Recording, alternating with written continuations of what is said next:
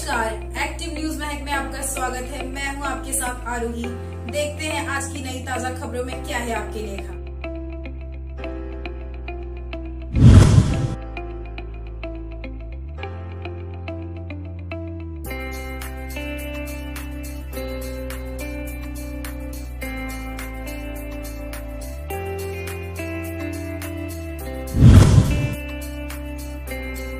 आज महाराष्ट्राची वाटचाल ही पेड पेंटिंग कडनं मागेल त्याला सौर पंप अशा प्रकारची होतीये।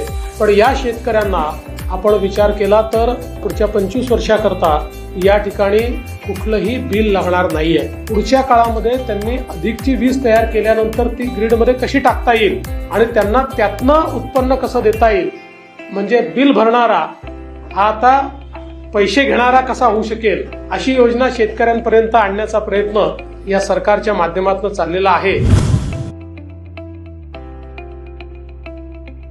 महायुती सरकारने शेतकऱ्यांच्या हितासाठी मागेल त्याला सौर कृषी पंप योजना सुरू केली आहे। या सौर पॅनल्स मधून 25 वर्ष वीज निर्मिती होत असल्याने शेतकऱ्यांना तेवढा काळ वीज बिल येणार नाही। 7.5 HP सौर पंपाचा विचार केला तर 25 वर्षाच्या कालावधीत शेतकऱ्यांचं वीज बिलाचे 10 लाख रुपये वाचणार आहेत।